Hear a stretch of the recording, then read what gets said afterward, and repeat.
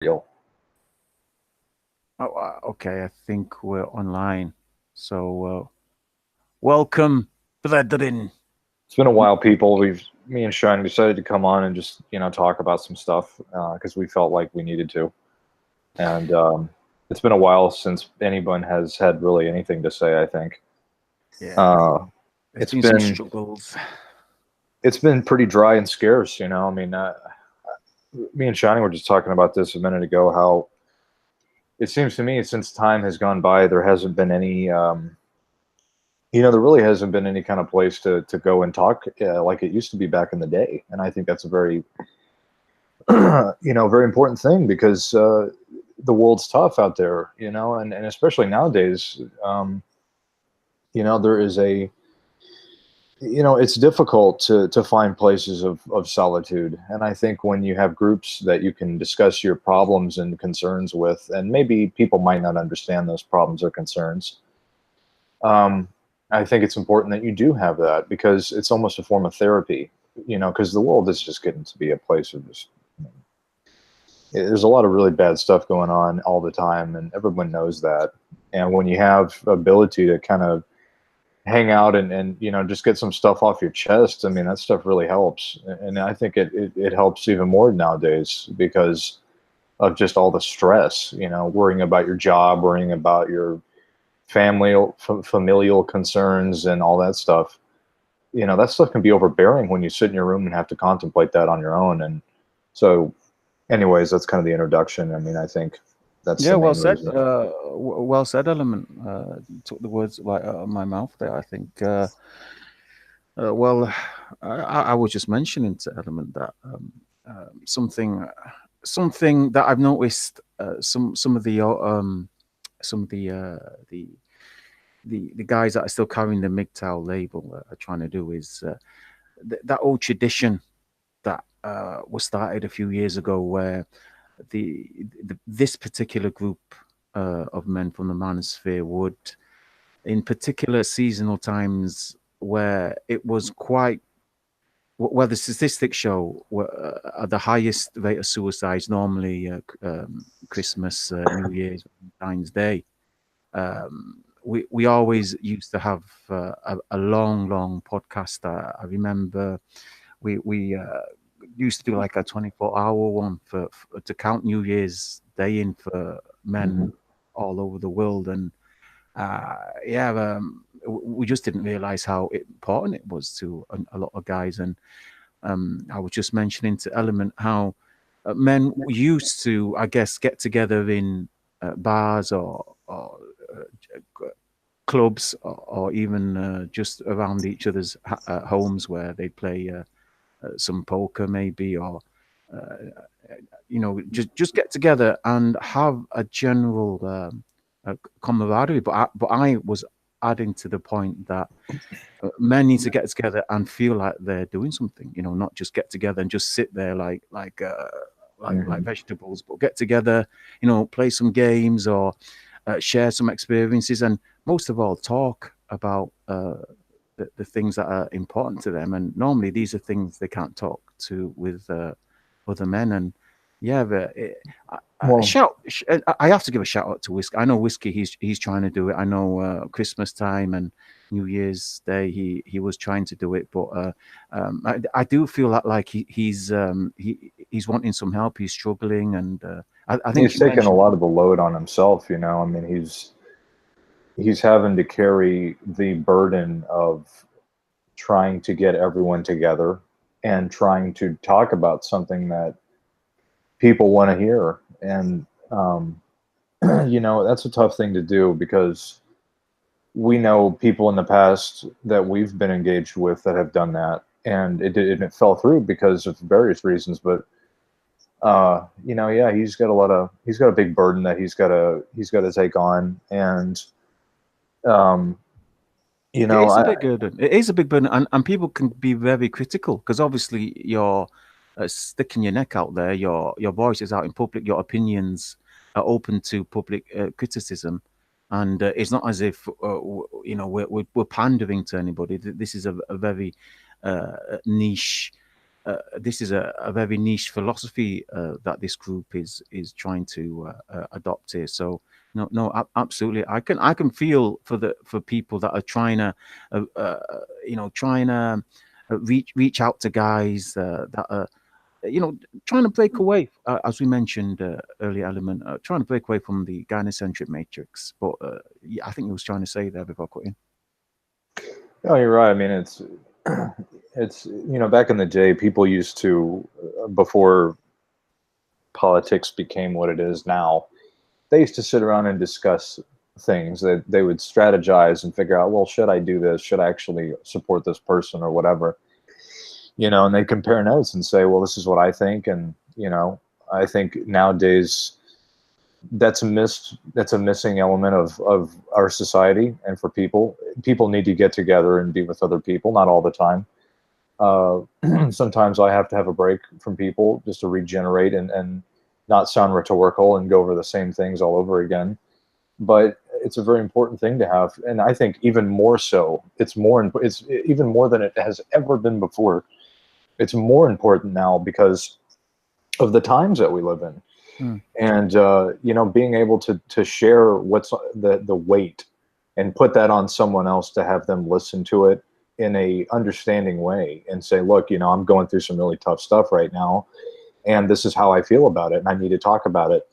And that's something that we don't have anymore in an age of instantaneous communication, and that is something that's lost. And messages and communication nowadays is transmitted through a few words, and so you can't get your point across, and so people don't feel like no one's listening or hearing them. And the verbal communication through a podcast is almost like an AA meeting. In a way, it's a therapy. I always said when I did do videos, and I have to clarify that I didn't officially say I quit. Right now I just don't feel that it's the right time. And today I felt like it was the right time to at least do something, because it's a form of therapy when you get to talk about things. And my point is that in our society now, it's so stressful, and no one has really anybody to talk to, I don't think. Most relationships, and I know that we talked about this one time off air, that the relationships these days that people have with each other is just crap. It's very meaningless. People like being stupid. And I think for intelligent people out there, they don't have very many people they can go to, because the society doesn't understand where they're coming from. And people are getting more and more stupid by the day. So it's even more isolation that those people get to go through. So I think my point is that when these people get to come onto these hangouts, whether they're thinking about something really serious or they just want to talk and hang out, it's very important. It really is, because people, I think, are very suicidal, like you were mentioning, how the suicide rates have gone up so high. And I think part of that can be helped if people just have someone to talk to. That's some great points there. And it's funny you should mention that people don't talk anymore, because the age that we're in, audio communication is so much cheaper now and so much easier. I mean, we're talking on this application, and it's free, really. Before I forget, I must apologize to MT3, to MGTOW teacher, because I have been having problems trying to get back onto the Hangouts, and I know he did a podcast where he tried to invite me in, but I finally gotten around to trying to do a podcast from this channel. So as you can see, if you guys are listening to it, then thank God it's working. But no, it's been a while. It's got a little rusty. To pick up on your point, we do need this, because we don't have this male gathering, for lack of words. And I was listening to a lecture. I can't remember it wasn't a lecture, it was an interview, sorry. It was it was with Chris Hedges, and he was interviewing this ardent atheist. And the two of them were saying how atheism has become a religion, and how atheists can learn from what did they call it now? Traditional religions. So they used some term, I can't remember. They were using very atheistic terms, but they were saying in the past, men would gather at church, or men would gather for congregation. The gather congregation, families would get together and they would break bread, stuff like that. And this is how communities were built. And even though we don't, we don't get married, we don't really have families. Unfortunately, or fortunately for some men, they've had very bad experiences from their family breakup, and some men just out of choice to not get hurt have decided not to have a family. That aside, we still need this fundamental social need to gather to, and I was just saying that it's more than just a social thing, because when we used to do it back a few years ago, it was quite not only emotionally involving, but also mentally involving. We used to share, knowledge, wisdom from experience. We used to talk about, I've just mentioned Chris Hedges. We talk about books we've read, lectures that we've heard, interviews that we've heard, places that we've been to. It was a great place to share knowledge. And I was just wondering, I was trying to put my finger on exactly what's missing in today's podcast. And I think that's it. I think men are getting together, but the knowledge isn't being shared. I was hoping Messenger would come on. I know that's something he mentioned to me a while ago. He was saying that even though people are talking, no knowledge is being disseminated. No it's a lot of noise. A lot of noise and a lot of just talk for the sake of talking, which is perfectly fine.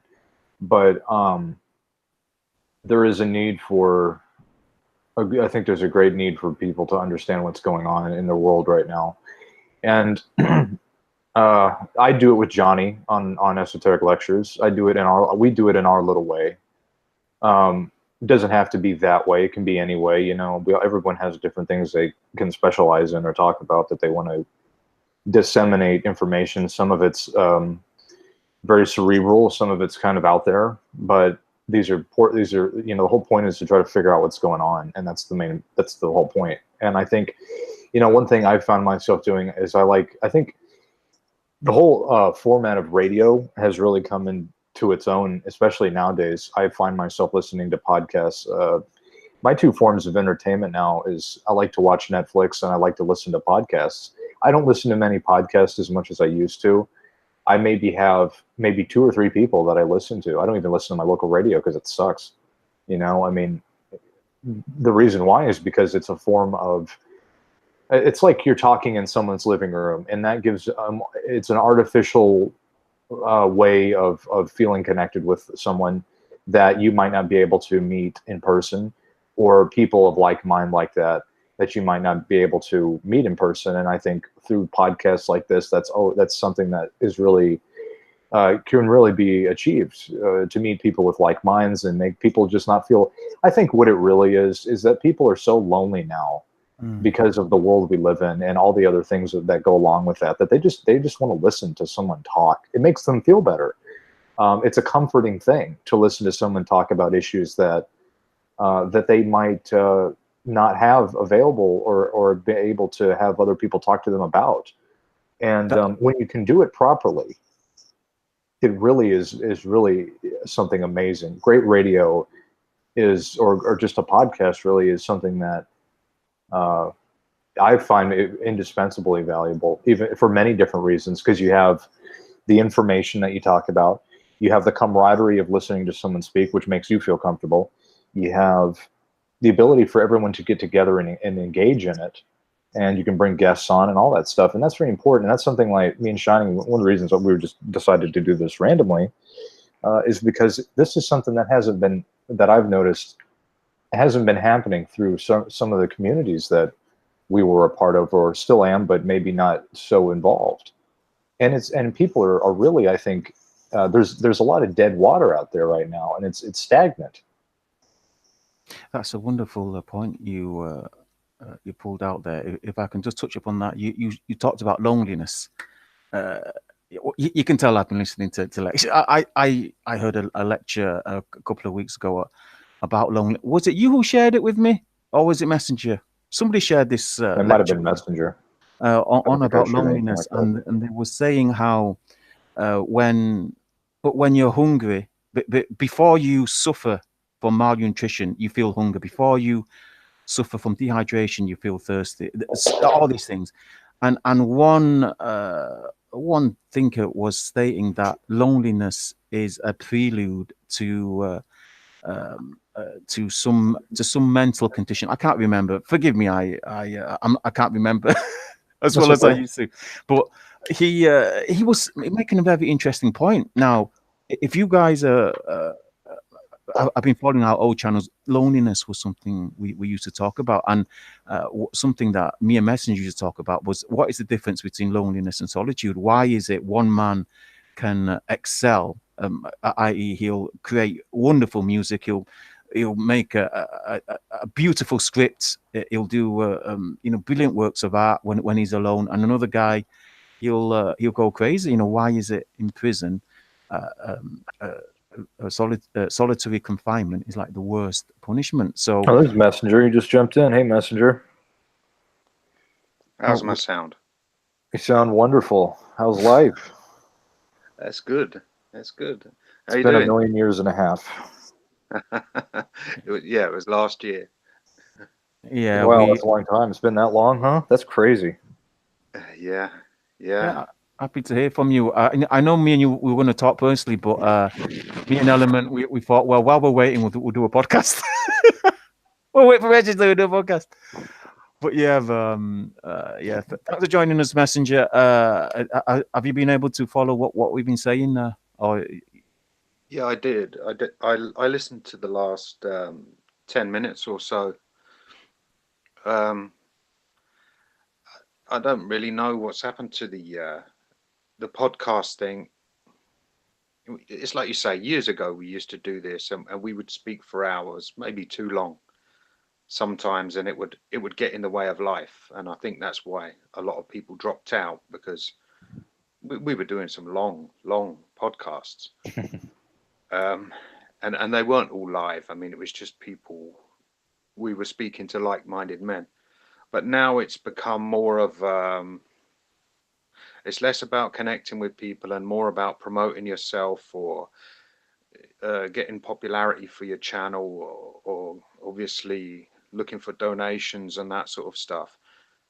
And then the sincerity's gone, the genuine nature of these podcasts, where men used to, I mean, I can remember calling people at 3 a.m., 4 a.m., and people calling me, and my alerts were always on, so we could speak about stuff, private stuff, and give each other support, because we live alone.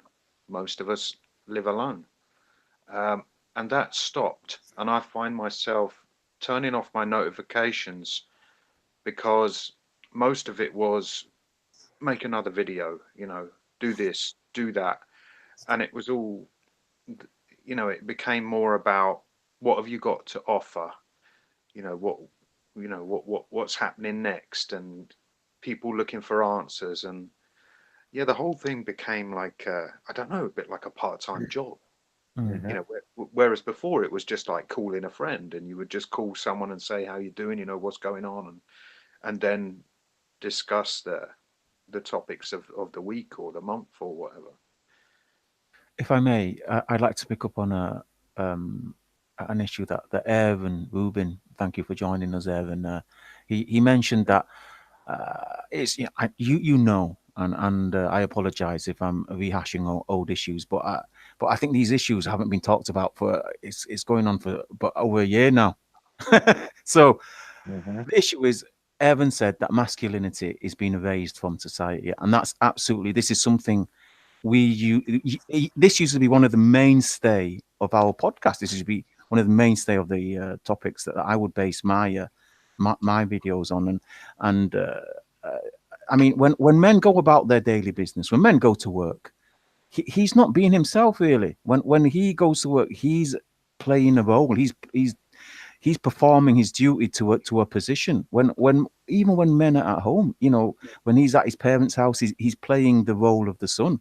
when he's with his girlfriend or his wife, you know, this goes without saying, he's playing a role. Yeah, he's doing and saying things to please her because she has a certain image of him and he has to live up to it. Now, I'm not saying these are good or bad things, because when you have a father, it's good to play up to the role of the father. But when we used to get together, we could just for a moment put all that aside, and we could really delve and investigate into the men we actually were. I mean, we could talk and behave in a way, not badly, but just it just from ourselves. I mean, people wouldn't judge us. I mean, we get onto podcasts, and you were right. We'd go on for hours. I mean, my favorite one is a 24-hour New Year one, but yeah, we just go on there, and I think we did find a lot about ourselves and about each other, and I think this is some of this is one of the best things that came out of the I think podcast. one of the reasons why the podcast thing didn't, I think one of the reasons why it tapered off is because people were just burnt out on how much they were doing. I think there was a lot of burnout that happened. I know I was burnt out. I had to start taking breaks and stuff from it because I just couldn't, you know, it was, we were just, like you said, we were going into some really dark places at times. And even with, you know, the channel I do with Johnny, you know, we take 2-3 weeks off at times just to kind of regroup and recharge because of the, you know, not only just the process of getting the stuff up, but also dealing with the nature of the stuff we deal with can be extremely draining on us. And I think through what happened in the podcast scene, people just got burnt out. And I think another thing that happened is that certain people started coming in that just didn't belong. They really just they did not need to go and they ruined it. Yeah. And, you know, I think when you have something like this, like a podcast or something that really, that you speak on certain kind of issues with, you got to lock it down and you got to be very selective about who you bring in. I've seen it time and time again. I think we all have really good potential that has gone to waste because of an ability to judge character properly.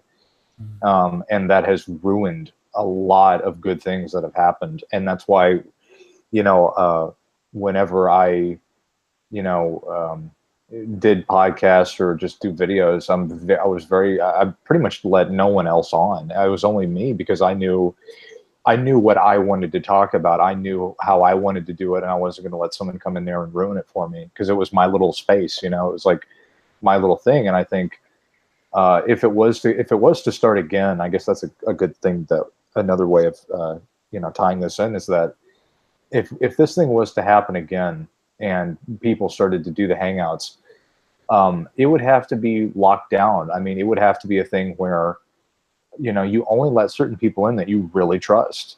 I mean, that's common sense. You only bring in people that you want to come in and have a good conversation with. You're not going to bring somebody in that's just going to wreck the whole thing, rehash. You know, there's nothing wrong with rehashing old subjects, but when they start going into things that are, you know, just ridiculous and stupid. I mean, there's plenty of stupid content out there. We don't need that, you know. No, that's something that I used to criticize. Yeah, I don't hate the guy, but I'm going to throw his name out there. I don't think it'll be any harm, but that's something I used to criticize Surfing Monkey about. I used to say he had very, very bad judge of character. I mean, some of the guys he brought in were absolute disasters, proper men haters, and also, you know, anyway, you guys can check out my series, series on MGTOW, what went wrong. But no, you know, some guys that came in that they started doing podcasts with, you know, shit, the purple pill guys. We had this yellow pill guy coming up. We had all these guys. We had like guys Bringing the trannies.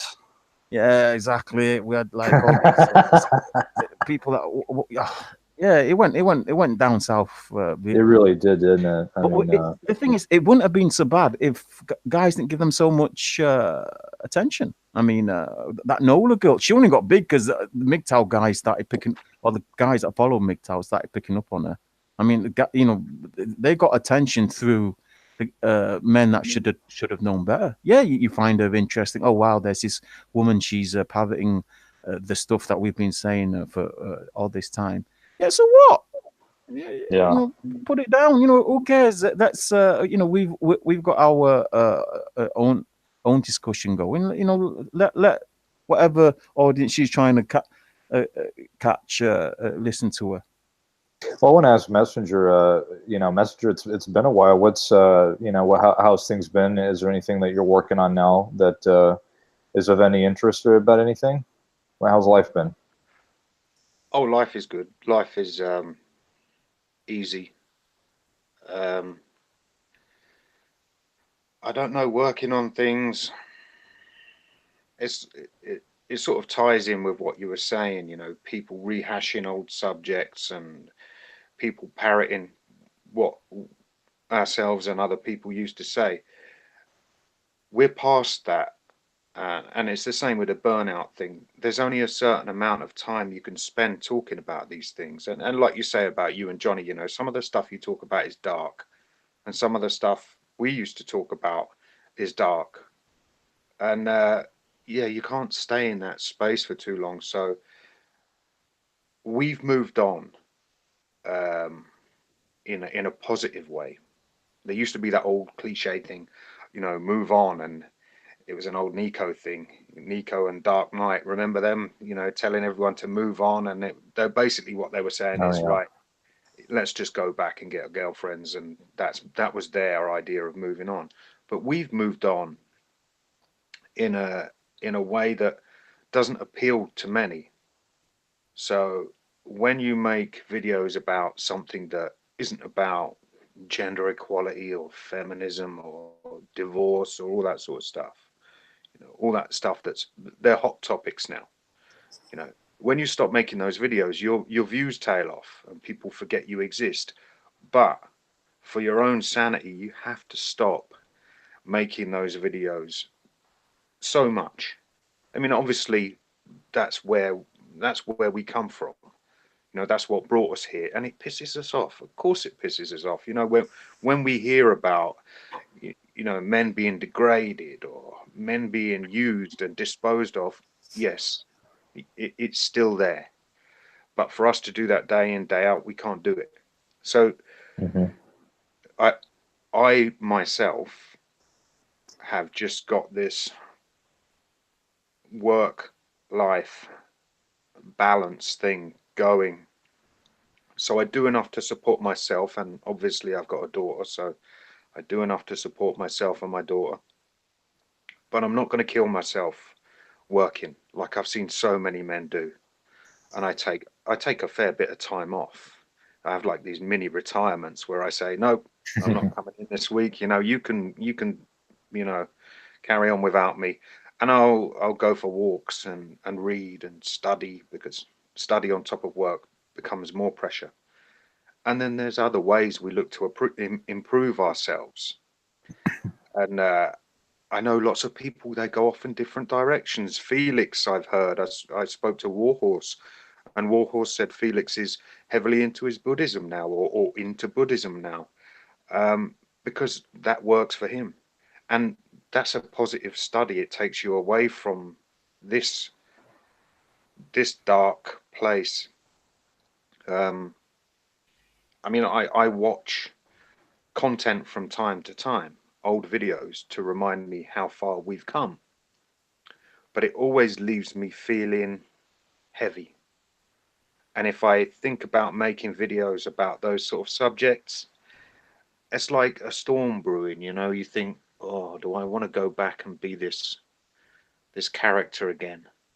Because it really is. Um, it's quite depressing. If you want to talk about the real male subjects, okay, we've had the Gillette advert, and men have been, it was like a slight on men. Men stop being so shitty. Be a real man, be a good man. Break up fights and look after the women. It's just a different way of saying what they've been saying for fucking years. We've heard all that stuff before. The real issues are, there are men who've been in prison for decades because they got misidentified and the police were under pressure to convict someone.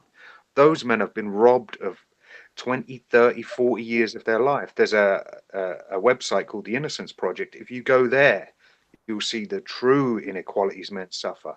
And what about all the men who were shot at dawn, during the war by their own fucking soldiers, by men from their own nationality? And what about the men who had to kill them? All of these, you can't even call them inequalities because it doesn't sum it up. All of these things men have had to endure over the years are really heavy subjects, yet people are still harping on about feminism and all this bullshit. Mm-hmm. It's deep. It goes so fucking deep, but a lot of people are still unaware of the true nature of male suffering. And who's going to speak about it? I think for us, I think what's happened is that, Shani, I'd like to hear your take on this too. I mean, I think for us, our priorities and what's really important has really been put into perspective. Like, I don't care about the Gillette advert. I don't care. Like you said, it's something that I've heard before. We've all heard it before. I have better, there's more to life. And I think, this stuff, I'm so numb now to a lot of this stuff, and maybe that's the bad thing, but I just have realized there's so much more important things going on that are way more important than like when they do stuff like that. To me now, it just seems like they're just like kindergarten, like it's just like name calling now to me. Like it means it doesn't affect me anymore. It hasn't for quite some time. There are some times that it does affect me, but for the most part, I don't. I let it roll off my back. Like I'm focused on something. I'm focused on just other things at the moment. I'm more concerned about, a more spiritual, I guess, and I hate using that term because it sounds new agey and it has nothing to do with that. A more, I guess, occult understanding of the world that I live in. To me, that's more important than anything going on in my life right now, because I live in this place and I need to know what's going on in it, because I think there's things that are going on that we need to know, and not everyone's going to understand that, and that's fine. But I think perspective has really been put into place of what's really important and what needs to have attention put on it and what doesn't. And we have so much crap being thrown our way now. The internet's full of it. We all know that. It's so much garbage that we don't need in our life. So much over information that is just useless and garbage and means nothing in the long run. It's just a bunch of noise. And that's all done on purpose. They do that because it gets people distracted and it gets people away from matters and issues that really do matter. And they pump your head full of nonsense and they overload you with information so you can't process it. And when you can't process it, then you can't make a decision. And then people are just stagnant. And I think, I'm sure that's part of another reason why people on, like we were saying earlier about the whole podcast scene, I think that's part of what you call information burnout. I think that's part of it. You just keep talking about the same stuff, no original ideas. Do people not have their minds anymore? Is it really that far gone that you can't come up with something and discuss something outside of, just outside of, just come up with an original idea of something. Let's really talk about something else and let's figure out something else. But you can all make it still tie in. You can all still go over the important issues. But I think for the most part, people just they don't have their minds anymore. I think people really rely on others to figure out what to say because they don't know what to think about it. And Right. That is why it's so important to isolate yourself in a healthy way from a lot of this nonsense on YouTube. Like I was telling Shining here that I only listen to maybe 2 or 3 podcasts now. That's it. And, for me, that's something that I need. I need to separate myself so I don't become influenced by other people's thoughts. What do you think about that, Shining? There's some great points you guys just pulled up there. I wish that we go back to old podcast etiquette where we'd only make 2 points at a time. But the old talking points, there will always be room. There will always be a necessity to bring up the old talking points, as the Gillette advert. I think that's what Aaron Rubin is trying to say. The Gillette advert is showing just how basic the masculine knowledge in the public domain is. what are old topics to us are unheard of in current in amongst boys, amongst circles of men. The stuff we used to talk about is brand new to these guys, and if you don't have a certain personality to present it to these guys, they just won't listen. This is something that I've noticed. And it was something that I was going to talk about if I had time on what I mean. Some of the advice I hear, some of the some of our old friends talk, and I can see that they're really struggling. And all it takes, it's just a little tweak in some of the direction that the guys are going through, and um, uh, yeah, and if I had time, I'd talk upon that. But yeah, there'll always be room for the old talking points. But uh, you messengers, you mentioned about how other men and you element you mentioned also about how men get what's the word you put it? They get tired out. What's the Burnt out. expression? Yeah, burnt out. That's why I said all that time ago. I said this is why no man is expendable. When one channel used to go, I mean, when Man Woman Myth, when his channel left, when he stopped doing stuff, but when he removed himself from the scene, it was devastating. We didn't have anyone to replace him, and when a good channel goes, it's a loss that the manosphere really can't afford, and that's why I said I said to the guys, when you find someone worthy of listening to, latch onto that guy. I know we don't have heroes, but it's perfectly fine to find somebody who you prefer than others. As you said, Element, there's only a couple of guys you listen to, and you see how valuable those two are as compared to the other rubbish that's on YouTube. And what I mean by this is, don't just listen to the guy like you're listening to some music. Think about the issues and the concepts that he's talking about. Study I mean, this is how I used to listen to. I don't know why other men don't do this, but this is how when I listen to interviews, when I watch the news, when I spend time listening to something, I study it, I research it, I what's the word now? You mentally digest it.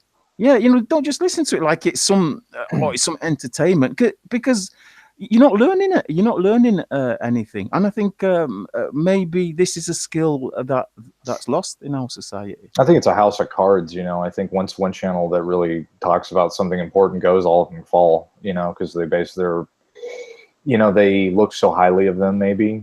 And they talk about things that no one else really has gone into. So once they go, then they're their information is no longer valid, because then they're taking all this stuff from them or whatever. And there's nothing wrong with bouncing back on other people. That's a good thing to do. But I think for the most part, once one goes, they all go. And let's talk about the MGTOW label, for example. I think the main problem with the label now is all the old talking points are forgotten. People don't know why MGTOW was raised. People don't know the origins of MGTOW. People don't even know the origins of the word monk. People don't know what MGTOW is. They don't know what the word monk is. They don't know where MGTOW came from. They don't know why it came about. They don't even know why it's important. Now the thing is, for guys like us who have been talking within these circles for years now, what we're trying to say is, look, we know the situation. It's been explained to us. We've heard stories time and time again. We've seen a pattern among society. Now we're saying, well, what do we do about it? It has to go beyond just talking about it. We now have to implement the meaning and the consequences of what the things we used to talk about. We have to implement them. If we really believe it, if we really want to take it seriously, we now have to implement it and make a difference in our life, so we don't fall back into the meat grinder. We don't go back into all those old habits that that get so many men all messed up. This is this normally comes in the form of changing your habits and changing your frame of mind as well. Now, guys that are not at that stage, yeah, they need to go back and study all the old stuff. Sadly, a lot of that old stuff is gone. So that leaves space and room now for the guys that used to hear it, for them to not only rehash those old talking points, but to develop them. I mean, it would be perfectly viable for you to take old concepts, old talking points, and and sort of put a angle on it where how you can describe how you implement it, or how you see it being used and developed today, instead of just stating sound bites. I think that's where we're missing. I mean, these days MGTOW is just is a brand, is a consumer. That's exactly what it is. Yeah, consumer brand.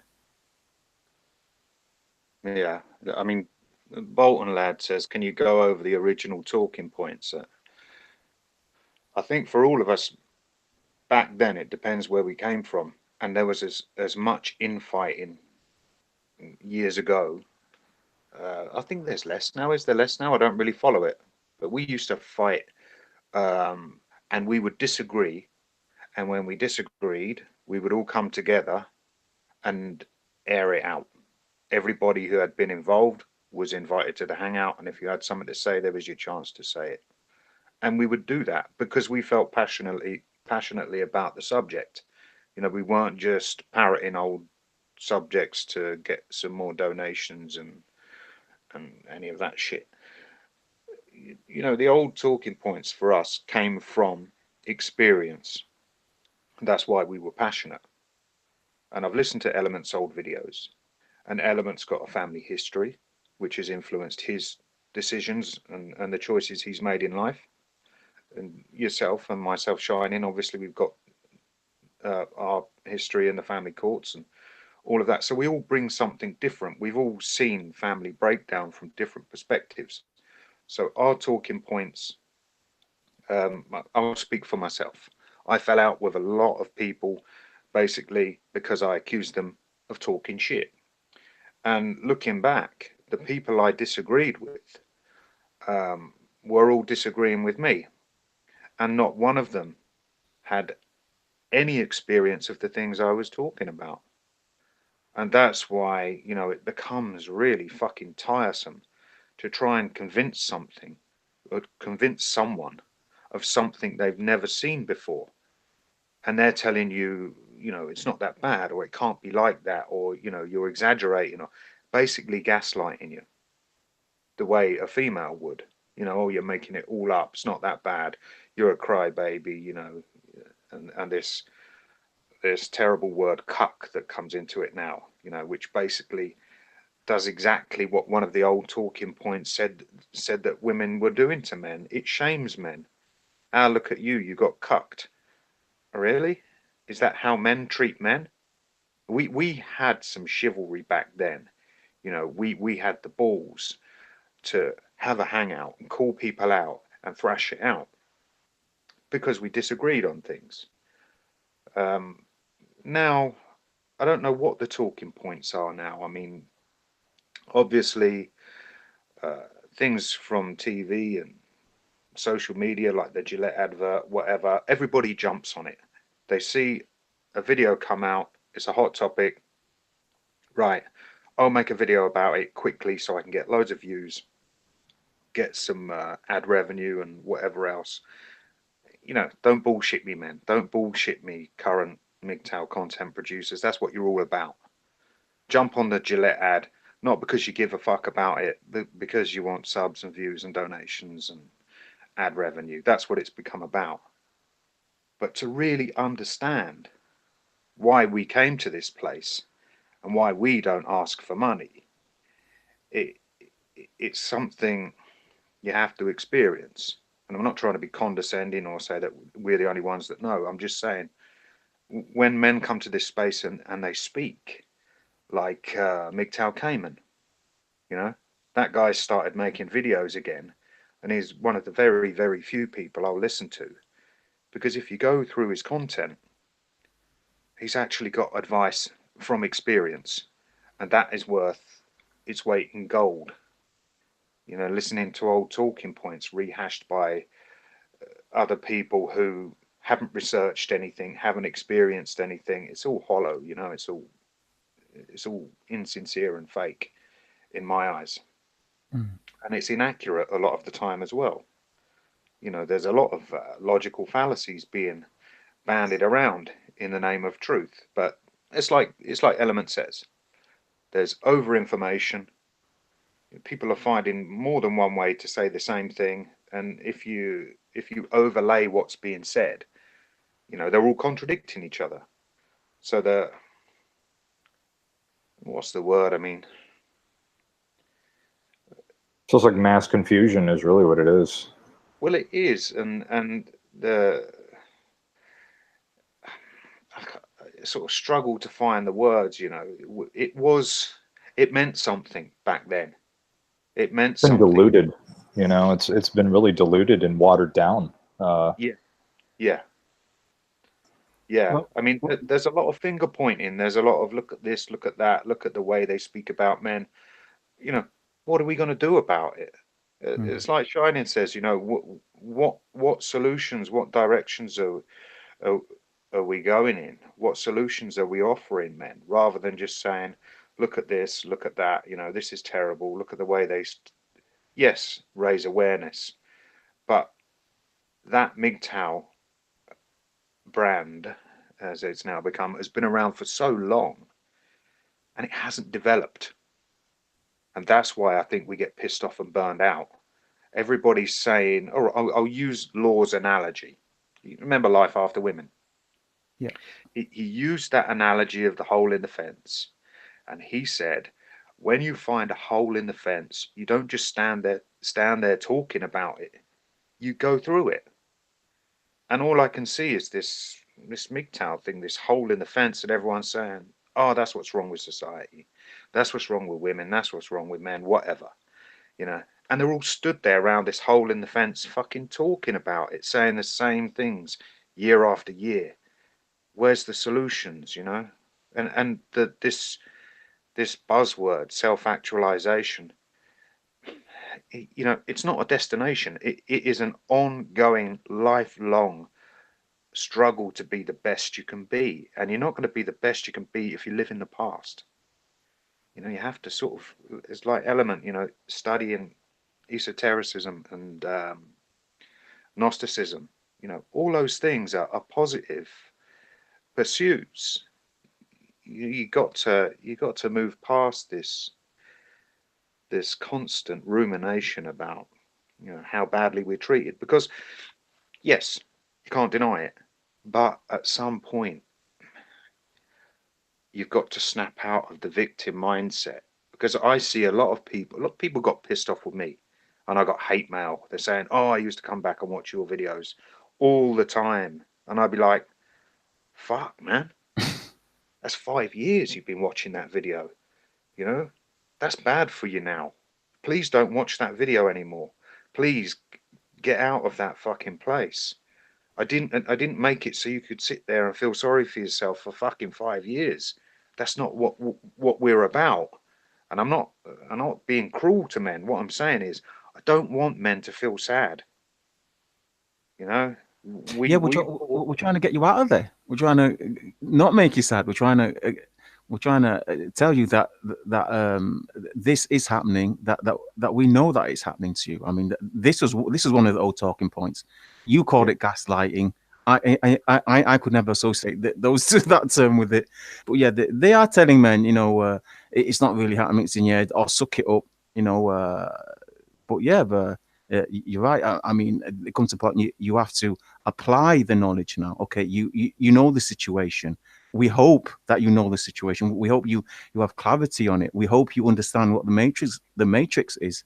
We hope you know, or you understand what the gynocentric system is and how prevalent it is. And now we hope that you'll know what to do about it. You'll know how to implement changes. we hope that you'll know why it's so important you start to enforce some discipline upon yourself and to start looking after yourself. This was the point. This was supposed to be the outcome of our discussions. Exactly. And it is upon yourself. You have to start doing the work. And the work is long, probably never ending. It's intensive. It's not something you can all right, it's down to personal choice. People can do what they want with their lives. But if you're going to be serious about this, it takes years, and it's going to be hard. And you're going to have to tear down your old ego, your old identity. You're going to have to throw most of that away. This is how I approach it. I look at things and I say, that doesn't work. And I say, well, how much of this conditioning doesn't work? Well, fucking 90% of it. And I think, well, Jesus Christ, that's fucking most of my life I've spent building this thing, and now I've got to tear it all down and fucking start again. And if that's what needs to be done, that's what needs to be done. Or I can just stay as I am. And to tear down 90% of 40 some years of conditioning is no mean feat. Difficult. Because it's not just, and we've spoken about this in private, it's not just changing your opinions and views on things. These are well established neural networks. This is a biological change. This is your biology, your neural biology, and to change it means to completely change the way you think and remain in those thought patterns for years until they become just as well established as the ones you had before. So we're talking about a complete biological, neurological change for this thing to take effect in your life. And if you've had over 40 years worth of this conditioning, which has made you your own worst enemy, the biggest threat to yourself is yourself. If you've had that many years of conditioning, how many more years is it going to take to undo those neural connections and make new ones and establish them?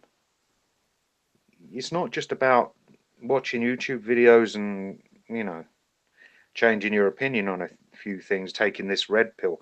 The red pill is just as reductionist as saying I'm on antidepressant meds, except you've got a shitty job and a shitty life and a shitty marriage, and you're fucking poor and you can't afford to put food in the cupboards. But if we give you this antidepressant pill, all of a sudden it's all going to be better. It doesn't work like that. You've got to fix everything that is causing the depression for the depression to go. And it's the same for us. The red pill in the form of YouTube videos or anything you might read on forums is not enough. You have to change your whole social setting. And when you do that, you will change your psychological settings. And when you do that, you will then change your biological, neurological settings. But it's the whole thing, the whole thing is tied together. So the red pill is too simplistic for my liking, and it's not realistic. People say all of a sudden, oh, I've been red pilled. Well, if you look at it in terms of an awakening and you've just received the knowledge, fine, I can accept that. But for someone to identify as a red pill man after 6 months of just watching videos, it is a lifelong, very, very hard process. And most men don't last more than a few years. It's just become a buzzword.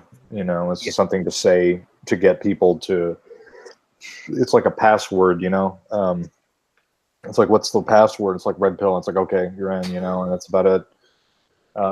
And it's really become a marketing ploy. Yeah, exactly. It's a brand, and it's like, do you know the password? It's like, it's the brand. It's ridiculous. I think if I was to subscribe and donate. Yeah, if I was to go back and do it all over again, and well, I guess that's not the right way of saying it. I think if I was to make a video to go over the basics again, I would do it completely different than I think I have ever done it before. Obviously, because I learn, and I've learned new things, and I would apply that differently. And I think that's where that's important to go back and do that, is to kind of give your update, you know, do an update once a year, let people know how you feel, how your mind has changed. And I think if I was to say it, I mean, you know, my mindset about how importance of things now are very different than what they were back when I was doing videos about some of the things I talk about. I mean, now I would say, you know, it would just be just a completely different kind of mindset nowadays than, you know, I have now. And I would say that, you know, really the most important thing, and it's not the most, but it's one of the most, is you got to get yourself away from, you got to think for yourself. That's the first, because if you can't think for yourself, it doesn't matter anything else that any of us are going to say to you. You know, we can sit here and say all this stuff, but if you're not willing to think for yourself and actually take action on improving your life and stuff, then it doesn't matter what we say. You're going to continue to do what you're going to do, and you're wasting your time even listening, unless you're willing to take that action. You know, and you know, you got to get away from YouTube. You just have to. You got to get away from all this noise, because it means nothing. It really, it's ridiculous banter. It's a lot of misdirection. If I can just jump in there, it's a lot of misdirection. There's we use this term modern technology, but I think with today's communication, I think it's only allowed the matrix to disseminate more disinformation, more misdirection, more confusion, and the clear, the knowledge, you know, wisdom.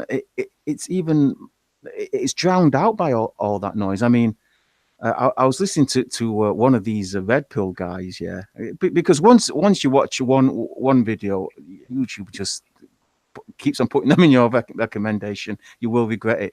But I remember this one guy, he had most tragic event to masculinity of 2018. He did an end of year video, like I did end of year video, but he wanted to make a top 10 of sorts, and he put the worst thing to happen to men in 2018. What do you think he meant? What do you think he said it was? Did he talk about the continuing rise of male homelessness and addiction and male depression and men being trapped in some position that they think that they've been forced to, or the millions now of children separated from their fathers, the destruction of our society and culture due to the fact that we're solely brought up by women and the government. What do you think he said? The worst thing that happened to 2018, he said it was Big John's channel being shut down. This is the worst thing. I think that was the worst thing to happen to the Freemasons. You know, they're not even talking about yeah, exactly. That was a devastating blow for the Freemasons. Yeah, okay. Nice ring, John. We see it, you idiot. Bolton lad asked, what was the old talking points? Look, we're basically trying to dedicate a philosophy. We're trying to develop an ideology, and if you just give me a couple of minutes to get this out, we're trying to live as fruitful, as good lives as possible without dedicating it to a woman. This was the original talking point. This was the life without women. We're trying to live life as masculine men, as men have always been understood as men, not in today's terms where there's, what is it now, 12 or is it 20 different genders. We're trying to live. We're trying to find out who we are first of all, and then we're trying to see if we are trying to live as best lives as we can without dedicating it to a woman. Now, this does not mean, and this is why I say red pill. I've completely got it wrong. This does not mean you do not have contact with women whatsoever. So you go to the supermarket, or as you say in the US, the store, and if you see a female cashier, you just don't shop. You just walk out because there's no male cashier. That's not what we're talking about. We're talking about a society where there's this false dichotomy that women are better than men, and that's just not true. So now we've got a society where we worship women. So this is how far it's gone. So now, obviously, we're not saying you don't now go have no contact with women. We're saying you now live a life without worshiping women. That's very different to having no contact. You can't live life without having no contact with women. I don't know where this came from. Some guy saying, "Oh, these monks, they're living life without talking to anyone." You can't do that. Your name, you've got women neighbors, you've got women colleagues, you've got family. You've got to talk to women. Our point is, you don't have to dedicate your life to them or worship them. This has to be the basics of it. Obviously, that's totally lost now. Yeah, I think you're right. It's gone way past the point of worshipping women. It's about, for some men, they worship the female form, which is even worse, because once you've kicked that habit, once you've sort of said, right, I realize the dangers, I'm not going to partake in those activities anymore, going to clubs, wasting money, spending money on clothes I don't need just because I wanted to impress a woman, all that basically PUA shit. Once you've stopped all of that, you should then be moving towards, right, now what is my main focus in life? And it should be about yourself. It should be about building a comfortable life, a stable life, being the best you can be, but not killing yourself in the process. I mean, you don't want that to become an obsession as well. You still got to sort of kick back and say, you know what, I'm just going to watch a movie and, eat some junk food or whatever your thing is, just so you can enjoy life, because life's too short for being serious all the time. But some men are still obsessed with the female form. I mean, addicted to it. And when you talk about all these sex bots and all this sort of stuff, I mean, come on, man. Really, you're so addicted to the female form that you're going to make something in the image of a woman. It's still worshipping the female. You're still saying, I cannot live without a female form to hump. And, that's my take on it. Some men think it's acceptable, some men don't. But for me, that side of my nature is gone, completely gone. And men find it hard to believe, and they sort of get a bit triggered, and they say, "Oh, you're fucking gay," or you can't do that. That's impossible. And it is possible. It's possible because, like any addiction, you think about the consequences. So when you see a woman and you look at her and you see those little micro expressions of disgust or entitlement, or normally you wouldn't see them because your brain's so flooded with dopamine. You're saying, wow, look at that, oh, I can smell a fucking perfume, and and all this takes over. The rational mind isn't working. When you become more focused and rational, you look at that person and you say, do I want to engage with that person?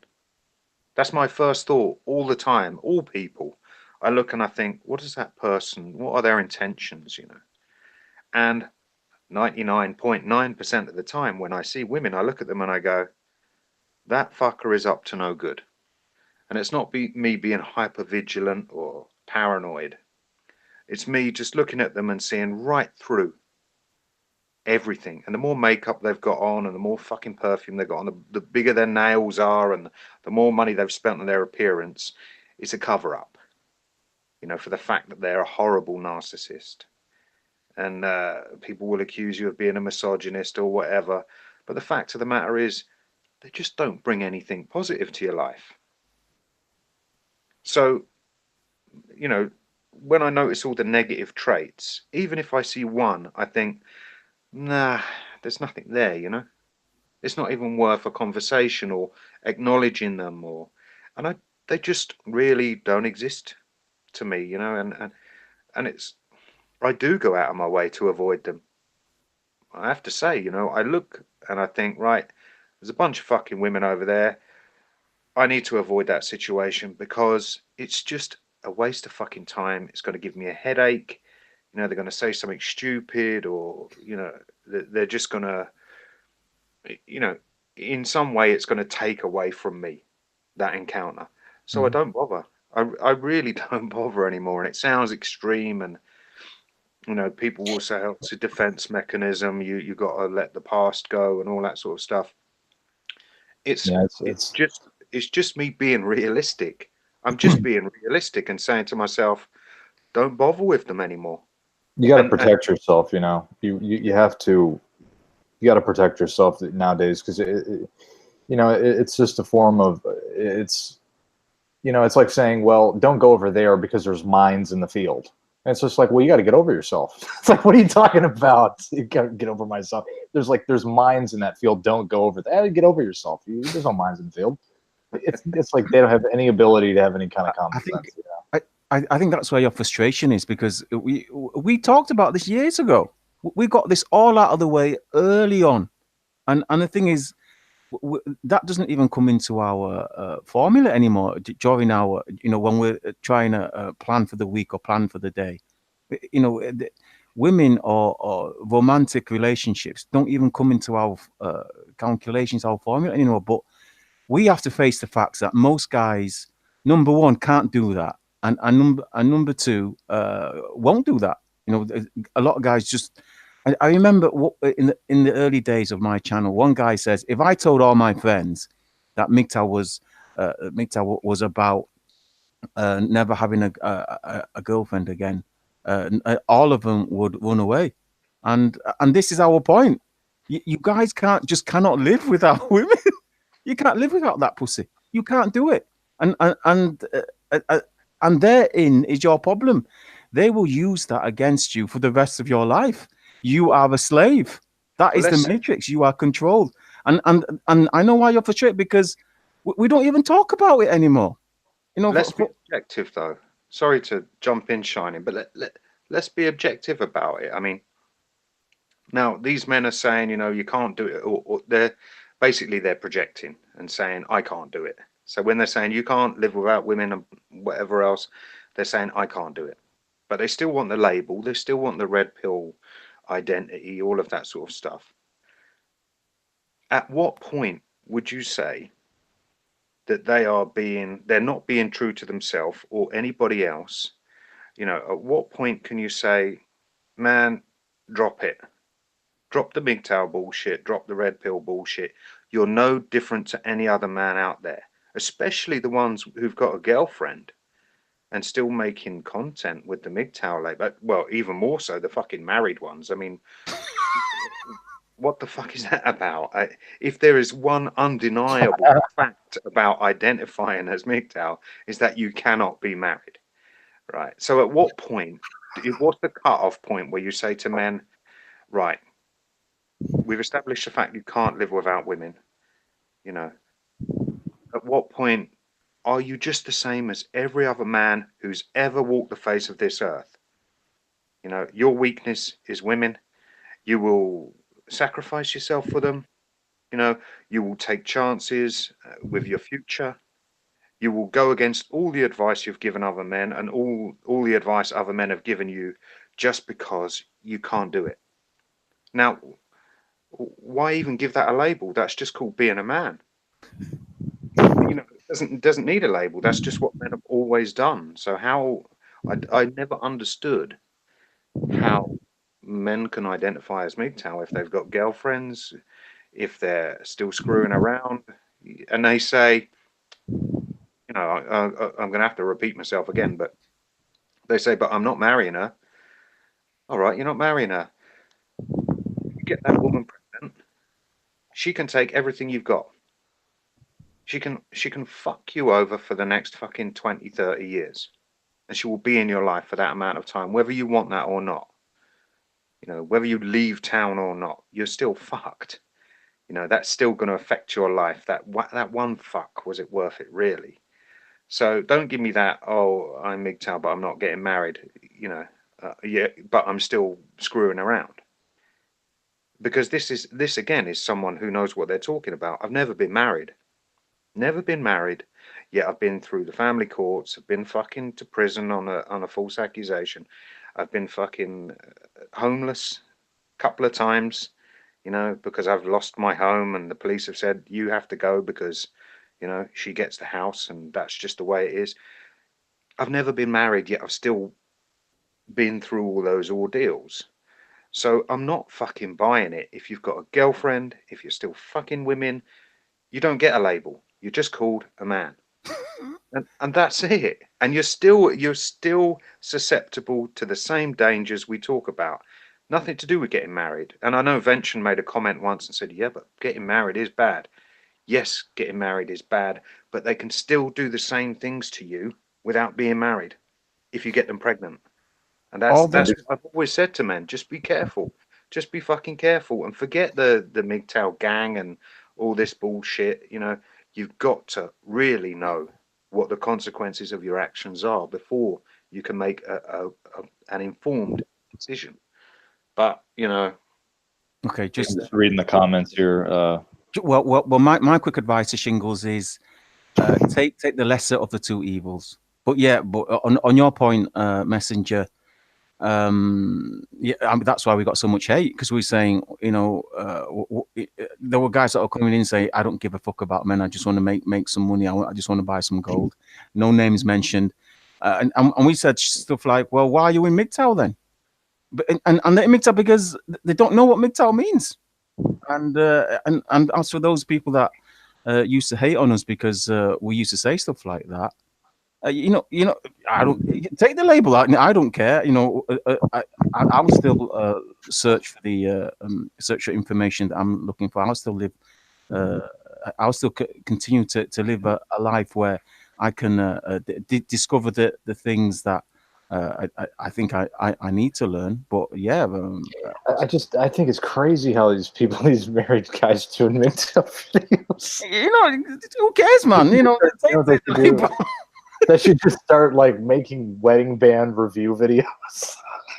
yeah, but the thing is now, see, it's you say take the label.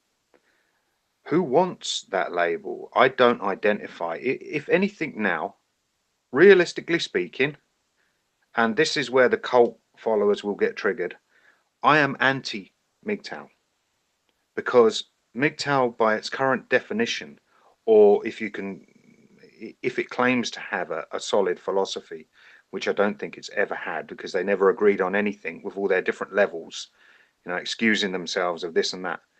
You know, I am anti-MGTOW because I don't agree with any of it. because it I doesn't think mean what it doesn't used to make mean. sense. It doesn't make any fucking sense. How can you preach about all the dangers in life of women and relationships and still do it? That's not a philosophy I want to follow. Nothing I can be proud to say, you know, or identify as. Now, the monk thing was a label, and it was a matter of time before it got co-opted like any other fucking label. And we didn't even pin that label on ourselves. That was the old Sandman thing. You know, let's drag up the past. Sandman made a video calling everyone cowards, saying you're wallowing in filth and misery, and we basically called him out. And a number of us made videos, and everyone said, yeah, what the fuck are you doing, you know, calling men cowards and that just because they don't want to get married? What's up with you, Sandman? Is there something you want to tell us? And it turned out Sandman had been dating and he'd had a little purple moment there. You know, that's how the monk thing came about. Sandman shamed all of us for saying, fuck women, we're not doing this anymore. And we got tarred with that brush, and it was a slur to begin with. You know, it was an insult, but we wore it and said, yeah, that fucking makes sense, actually. Yeah. Being a secular monk, you know, walking away and not blurring the lines between this MGTOW philosophy and the purple, blue pill, whatever you want to fucking call it. We're not blurring the lines. We're drawing a fucking line in the sand, and we're saying we are going to be disciplined about this. We fucking mean it. This isn't just a YouTube channel, you know, spouting bullshit. We are going to live this way for the rest of our lives. And that, unfortunately, is not MGTOW. MGTOW is sort of vague and... It's PUA. That's what MGTOW's become. It's PUA shill tribalism. That's what MGTOW is now. It's PUA shill tribalism. The tribalism and the right-wing shit that came in. I mean, since when? Again, another contradiction in this philosophy. Since when can you have a pro-male philosophy that preaches self-preservation and male sovereignty, and in another breath promote the killing of other men? Not just killing, the mass killing. They're talking about wiping half the population out. And that's what war is, isn't it? I guarantee you, guys, and anyone that's talking about this tribalism and say, oh, we need to go wipe out those guys over there, they are talking about the guys, because as soon as one of the women from those people that they want to wipe out, apparently wipe out, come up to them, all of a sudden they're all flirty. Right. And you know it, you know, these guys that say, you know, black people are the problem. Some of these guys end up having black girlfriends. So it's all bullshit. Right. And vice versa. You know, it is so, I mean, all right, let's get it all out in the open. Let's talk about the Muslim thing and the whole Tommy Robinson thing that was bandied about by people who don't understand British politics and criminal law. You know, the guy was a fucking idiot. He was on a suspended sentence and it got activated, and he knew his bail conditions and the terms of that suspended sentence before he made a dick of himself outside the court and got himself arrested and got his suspended sentence activated. Big publicity. He wanted to be arrested. He wanted to be put in prison. That was a nice opportunity for the xenophobes in the MGTOW community and those waiting in the wings to look for a nice opportunity to jump in, to bring their political bullshit, anti-male bullshit into this pro-male philosophy and get completely off topic. The subject was, you know, male sovereignty, self-actualization as a life strategy, as an ongoing life strategy. It wasn't about promoting the hatred of other men, other cultures, talking about our women and, you know, preserving the white race and all that bullshit. That is a completely different fucking subject. You know, if you want to be a white nationalist, you want to be a black nationalist, you know, you want to be a racist, I'll use the fucking word Nazi. You don't like the word Nazi? Well, you're acting like fucking Nazis. If you want to be a fascist, a fucking Nazi, a racist, by all means do it. But bringing that into a pro-male philosophy, you know, which basically says you need to fight for your race. You're as bad as the politicians who say, pick up a gun, go to that country over there, kill other men you don't even fucking know, because they've been told to kill you. And what happens? There's men shooting at each other and they haven't even got a fucking clue why. And after the war ends, they go, that was bullshit. I hate the government. Now I've got no fucking legs. You know, this whole nationalist thing came into the MGTOW philosophy and made it even more contradictory and meaningless. And that's why we walked away. You know, we saw it coming. We saw the whole thing coming and went, nah. We're supposed to be developing a philosophy in a positive direction, and this whole thing is just getting dragged through the mud. And then we looked and went, well, it's not our responsibility to make this philosophy. And then we looked at ourselves and went, it's not about that. It's about me. How am I going to live my life now with this information? And I actually feel sorry for the men now who are coming in and receiving all this misinformation and disinformation. I feel sorry for them because it's being dressed up as a red pill, as a truth pill, as a positive male philosophy. And it's bullshit. Most of it is crap. But, you know, do we care? Have we got our own lives to live? Have we got enough time to care about it? I've got opinions on it, but you know, It was a huge distraction. It completely co-opted the direction the discussion and the manosphere was going. It totally co-opted it, and really, you men should have known better, because, like you said, we talked about this. Listen to my old podcast with Barbarossa. What was that? 2013? What was that? 2013, 2014? How long is that? Like 5 years. Listen to what I said to him. I says, when MGTOW goes mainstream, we'll have exactly the same problems as mainstream media has with their talking points, their selling out of their principles. I listened to it. That's what I said to him. And the thing is, you guys should have known better. You guys who, and I think this point has to be picked up at some time. Men started giving these guys platforms. Men started attaching themselves to these PUAs, to the shills on the tribalists, because they thought, well, they deserve a voice also. And that's why we got so much hate, because we said, and no, they don't. Unless you know what you're talking about, unless what you're saying is true, or it's researched, or it's a claim that's supported, then shut the fuck up, because you're talking shit. And the thing is, as me and Element well know, talking shit is what YouTube is all about these days. It's like, who can be the most stupid? Let's make the most stupid channel ever. Messenger sent me a video of this guy shooting a tree. He had his assault rifle and he was shooting this tree up. And he said, "Oh yeah, my brother said to me, shoot through the tree. So I want to make this video. I want to shoot through this tree." And he got 38 million videos views. 38 million. I want to talk about that for a minute. The amount of stupidity that I've seen on YouTube is just unbelievably hilarious. Like, it's on a whole nother level of, it's just insanity. Like, it's just, you go on there and you just see people like throwing up on themselves and eating things that are not edible. It's like, we need to be told, okay, we can't eat that. That's not okay to eat that. And then you get, like 12 million views, and then other people eat it too. I mean, people are just so stupid nowadays, man. It's unbelievable how it's just. Oh, what's funny is stupid people call other stupid people stupid. So, look how stupid they are. Look fucking stupid. Let me go and shoot this tree up now. Yeah, but the thing is, eat this bee.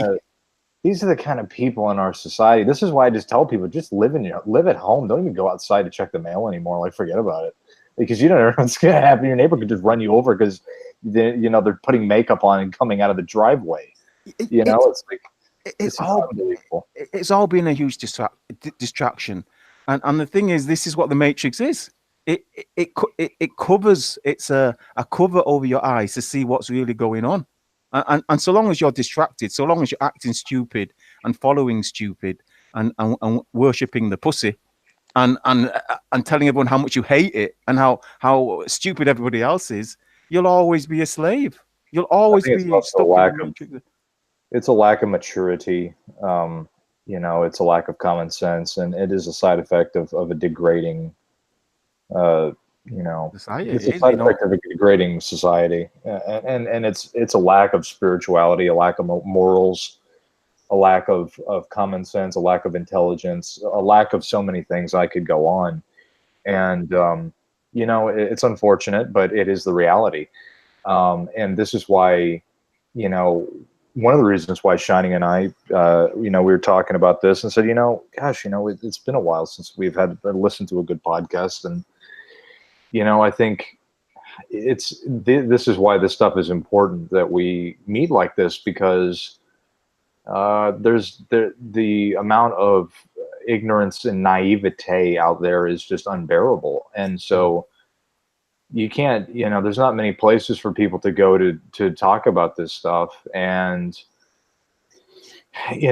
when you're dealing with a heavy thing like, if you really want to look at it really honestly, look at society, just look around you, look what it's become, man. You got no morality. You got guys turning into girls. You got girls turning into guys. You got complete and total inversion of reality on many different levels. You get the poor getting poorer. You get the rich getting richer. You get a man getting arrested for feeding the homeless. Everything's upside down. one thing that Shani and I were talking about is the prices of Silicon Valley. It's just through the roof. Like, who would ever live there? If you live there, you're an idiot. I don't care if you have a job there. You're an idiot for living there. You're an absolute moron to pay $500,000 for a 2-bedroom apartment. You're an idiot. Yeah, You that's should the never same with live London. there. London is the same. That's why they commute. You know, the house prices in London are fucking ridiculous, and even renting a property in London is thousands of pounds, you know, per month. Uh, Who the fuck's got that much money? You know, that would be all of your wages if you're working there. It's insane. It's been like that for a long time though, but you know. But Okay, Shingo, I've got a question. go on. One question quickly. How much? I mean, bearing in mind, right? Yes, we like our solitude, and I, I sort of assume that those of us who adopted this lifestyle are slightly introvert, so we can cope better than other people with being alone. But how much of this is forced solitude? Because you know, I can go for days. I can go for 4 or 5 days on my own. Don't need to speak to people. Don't want to fucking speak to people. And then after a while, you think, well, I wonder what the world outside is like. And then you go outside and you think, oh fuck, get me away from these people. And that at that point, then you're sort of not making the choice to be on your own. You're saying, I have to be on my own because I can't stand the world outside. So, how much of our solitude now has been imposed on us by, you know, stupidity or unbearable people in our lives? Yeah, that's a great point there. I mean, that's something I was talking in the chat there with people. I told Shingles, I said, I live in a bubble now, man. And I said, and I told him, I said, um, it's okay to live in a bubble because it's a matter of just simply maintaining your sanity. You know, I mean, if you go out, for the most part, where I live, I don't live in a liberal part of town. You know, it's very conservative, and so I don't really have to worry about seeing that kind of stuff. Like in San Francisco or LA, you just see weird stuff. I don't have to worry about that, but it still doesn't. It still does not. I still think about. I still know enough about how people are to know that I can't forget about that. About the fact that people are unstable now. You know, and it's, you know, for me, I am very detached from a lot of stuff now, which I did on purpose, and I think I did it on purpose, and I did it. Uh, it happened naturally because the things that you know, I feel like I'm very detached from reality in a certain kind of way, just because of certain things that have been made aware to me about reality and about things that go on in reality, that it's kind of just detached me in a way. And so I have to conduct myself differently than, uh, you know, most people would in society, in communication with others. So I kind of live in a very isolated form. I mean, I go to work and I come home and I go to the gym and I do all those things. But for the most part, I don't watch television. I On the internet now, I find myself really. I stay away from YouTube for the most part. There are certain things that I watch, certain subscribers, but those are the only people I watch. I don't go out looking for anybody new. You know, I don't go out looking for new people anymore because I'm bored of it. And the pre-existing people that I have, I watch them because I enjoy that and I can relate. But um, one thing I think the internet has done, if you know what you're doing, is it has allowed you to be able to uh, pick and choose who you want to be in your life, you know, who you want to get influenced by. But for most people, it's an information overload because you look in the, you know, you look in the sidebar of YouTube and it's just like you watch one video, like Shining was saying, a million of them come up and you're like, oh God, you know, now I can't watch that anymore because, you know, it'll keep coming up.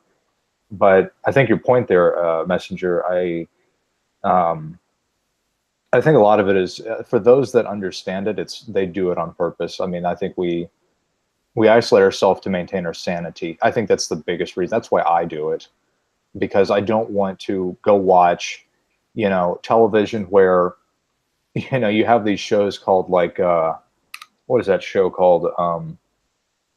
House Hunters or whatever, where you see these people, or even better yet, and the only reason I know about it is because they advertise it everywhere. This is a show called My Dream Home, and it's like people that, what if they won the lottery, and then they go and they go, look at this $2 million home or whatever. I mean, I'm not going to sit and watch that crap. So it's either I can either isolate myself from that, or I can sit there and be a sheeple and watch that stupid show pretending about how I could be rich. And it's completely unrealistic. It's a dream world, man. It's they isolate and put people in this dream world where they give you expectations that you absolutely cannot expect to meet, and it's unrealistic. I live in reality, and I know I know that that stuff's garbage. So I have to isolate myself from that, because I'm not going to poison my mind now that I've worked so hard to deprogram myself from all this crap. Why would I want to go jump right back in and do it again? And unfortunately, the world is a giant program, and I'm not going to poison myself with that. So if I can isolate, it's like, you know, it's like it's like you have an immune system or you don't have an immune system, and you have to live in a specific environment, because if you get sick, you're going to get poisoned. That's how you have to treat your mind nowadays. You have to treat it like a baby, and you got to keep it, you know, you got to be very aware of what it does, and what you get influenced by. So, but I'm sorry, go ahead. I mean, that's a great point though. But what would you say? I'll be devil's advocate. What would you say to people like, I know he's gone now, but Spetsnaz used to make the argument that by putting up these barriers and making these, albeit intentional, defense mechanisms, you know, rational choices to remove ourselves from society and certain situations, what would you say to the people who say that's what they wanted us to do and we're playing their game? It's like we're crippling ourselves, and they always wanted us to shut ourselves. Yeah, I know what you mean. Yeah, they want to get people put in isolation so they can control them easier. Yeah. Well, I can see that point. Yeah, I mean, I can see how they could do that, and yeah, that's true. But what's the alternative? To go and watch the crap happen to yourself? I mean, Yeah, you know, it's a catch-22. I think, yes, that is true. They want to get people isolated, because when you can isolate people, you can control them easier and all that, in a nutshell. But the problem is, if I don't isolate myself from that, then I will be influenced by it. You know, Yeah. and I think part of the other side of that coin, another devil's advocate side of that, is to say, well, you know, I can exist in it, but I know what I'm looking at. You know, I can see what is brainwashing. I can see what's subliminal messaging. I get that, but Right. you know, but the problem is, it's really, you have to be aware of that first of all. You have to be aware of how they're going to use those techniques on you, and you have to be educated enough to understand what's happening. Well, that's thing why is, though, I mean, conditioning is subliminal. So you would have to have a 24-hour radar on, being consciously aware of everything that was said to you and the intention behind it, for you to not feel the effects of conditioning. You know, it's impossible. So I think you're right. We do have to isolate ourselves just to maintain our own sanity. I do. I think there's like a fine line though. Like, I think, you know, that you do have to have social interaction, of course. I mean, if we're talking, it just depends on what level of isolation we're discussing here. I mean, if we're talking about completely isolating yourself from humanity and people and never speaking, then yeah, that's a whole nother thing. You can't really do that, because it'll go crazy. But in terms of isolating yourself from influence of, you know, don't watch TV, don't watch stuff on the internet that is garbage and stupid. Don't pay attention to, don't associate yourself with people that don't benefit you, and be very careful who you let in. That, you know, there's different kinds of isolation. My levels of isolation are going to be different than yours, or Shining's maybe, when we deal with things. You know, there's just so many different facets to how they control people, that, you know, you can't prevent all of them. You can't completely wrap yourself in a Faraday cage and avoid all of it. You just can't do it. But your weapon against that is to be educated about how they use those techniques, so that you can spot them when they are being used on you. like, I'll give you an example, that Gillette ad or whatever. I haven't seen the video, and I don't really want to, but I know, when I don't need to watch it to know exactly that it's social engineering. Like, I know that that's what it's about. It's about effeminizing men, and that's all I need to know. If I watch that video, then it's going to subliminally put stuff into my head that I don't want. I mean, I don't want to torture myself with watching something I know is bad for me, and I know that it's an insult on me. That's why they want people to watch the video. Things like that. Like, there's some videos that I have to watch that relate to things like social engineering, or things about manipulation of people, and all these subliminal stuff that they put out on the public, that I have to watch it because I need to know. It's something I haven't seen before. Maybe it's something I'm researching that I want to look at and see how it's being used on the public, so that I can avoid it, maybe help others avoid it. But for the most part, once you get the idea of how it works, you don't need to watch it. You just know exactly what it is. Shall I tell you what I thought? You have these thoughts, and they sort of flicker in and out of your mind, and you don't really catch them. When Spetsnaz said that about, if you isolate yourself and you don't take care of your needs, because men have needs and all that sort of stuff, and you can apply this to everything else, dealing with stupid people and not letting people manipulate you or take advantage. It sort of struck me that when he said, if you isolate yourself, you're doing what they want you to do, it struck me as an excuse.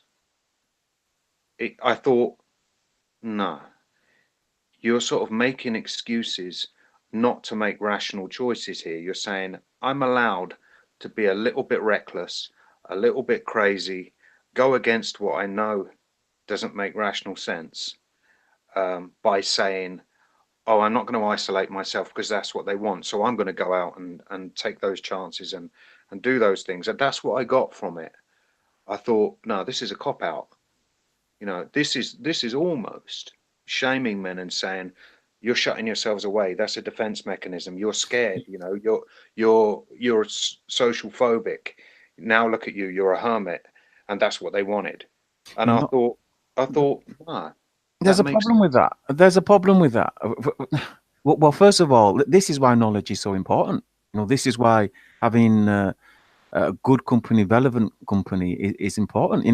This goes back to our original point of why the podcasts seem to be so dry, because even though there's loads of podcasts on YouTube, there's no knowledge being shared. It's just people getting together, and I think, well, as long as we get together, that's enough. But there's no purpose to it. There's no direction to it. And to say that this is what they want, who they are, I don't know.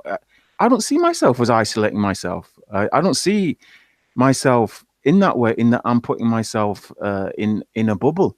I mean, it is a great freedom to choose when you can go out, who you can associate with, and when you can just cut away from the world for a day or two. That is a great freedom. I don't think that's isolation. I think that's freedom. And I did want to touch up on Shingle's point that he said that MGTOW, or the red pill, is a grievance process. But how wonderful would that process be when you got out of that grievance process, and through the philosophy you learn, through the knowledge that you pick up, and through the ideology that you adopt, you begin to enjoy life again. And I think that's what we're doing.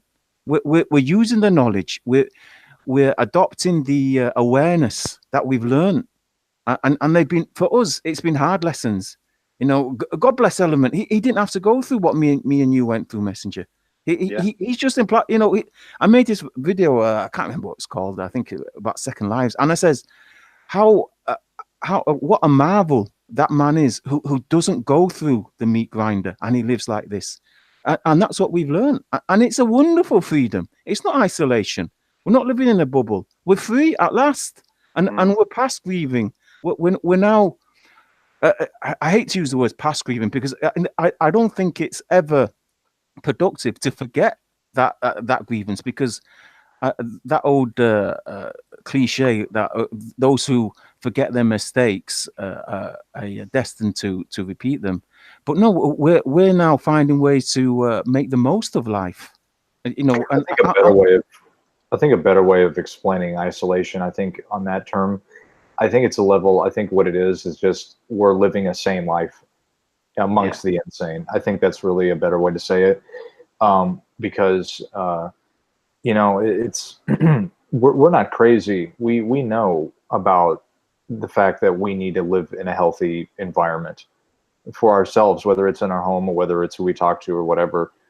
We know that it's important that we have healthy people around us that understand these things, because the people out there, we know they're crazy as hell. I mean, they're absolutely out of their gourd.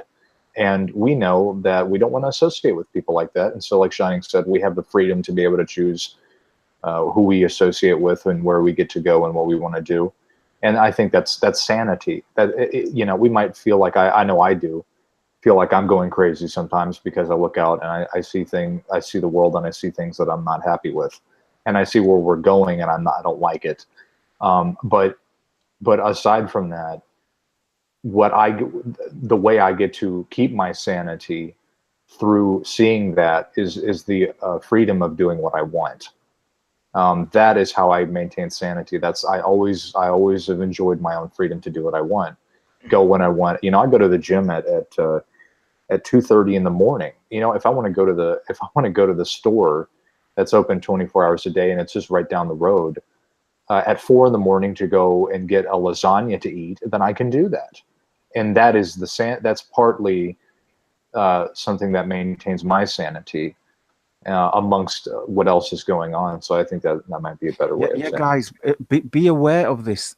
Don't let them use words to manipulate you into believing something that's not true. Don't let them use words to destroy something that you painstakingly built, like your discipline. Like, for example, they don't call it murder. They don't call bombing murder. They call it collateral damage. You know, here's my favorite. They're not immigrants. They're settlers. You know, they're not settlers. They're immigrants. You know, they use words to make things seem other than they are. So the fact is, we have, to some extent, and no man should think too highly of himself, that he's utterly free. But to some extent, we freed ourselves from part of the matrix.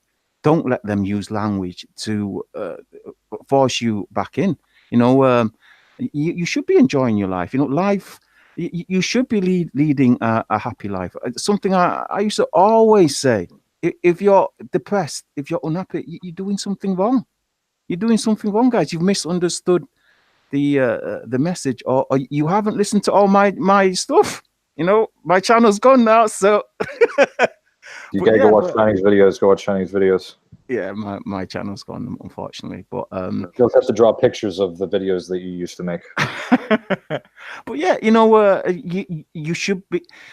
The thing is, there is grief because things are really quite shitty.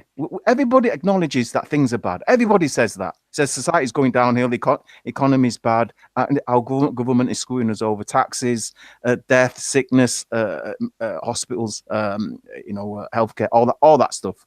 Everybody knows it. But you pretending that it's not bad doesn't fix the problem. You pretending that a bad person is actually decent, and then you go spend time with that bad person. This is bad for you. This is the point. You don't call something good when it's bad. You don't call something bad when it's good. And this is what we were trying to do from the beginning. We were trying to get an accurate picture so we could make good decisions. Now, once you have that, you don't go and allow people to change the meanings or to, as you say, gaslight you. We recognize that, and we say, no, these are the established facts. Now, after that, what do? We then now say, okay, we can't go in this direction. This door is closed. Let's do something else. That's it.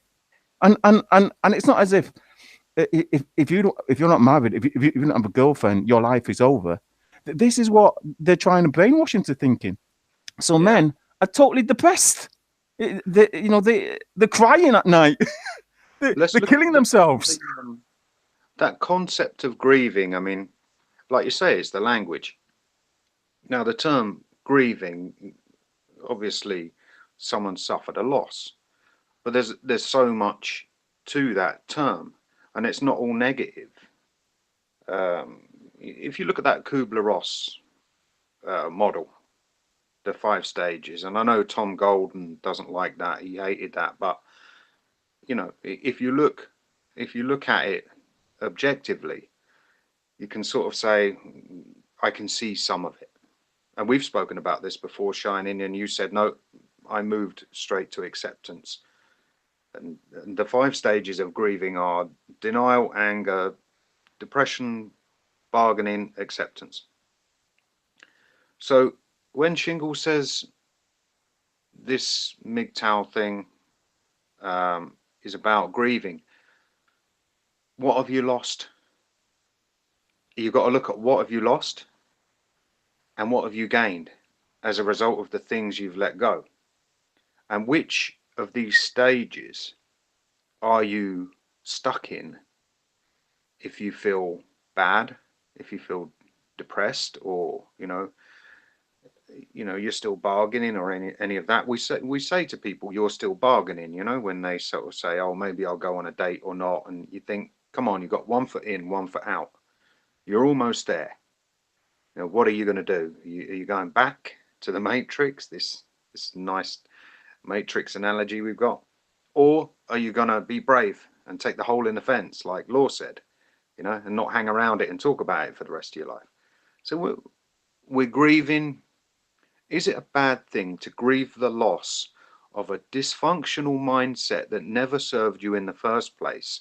Or is that something you've got to put 6 foot under, yeah, bury it for good, let it rot and forget about it, and move to the last stage of the grieving process, which is acceptance, and say, I finally understand that the man they told me to be, and they continually tell me to be, and try and shame me into being, and threaten me and coerce me into being, that man never served me. And yes, it's a loss. You know, I've got to back again to this identity thing, this ego, you know, this social ego we thought was serving us. You know, you've got to let it go. It's gone. It doesn't work. It's a broken machine. And then you've got to go through that process of, once you've killed it, once it's died. I don't know. You never liked this analogy, did you, Shining? When I used to say, you know, the old self has to die. You've got to kill it, and you've got to let yourself be reborn again. It's almost like a pre-awakening existence and a post-awakening existence, and there's the fracture. That's where your identity got cleaved, and you were a different person before you found all of this, and now you're a new. I always liked to prefer to refer to it as rebuilding yourself. I mean, the thing is, imagine if you could remember everything.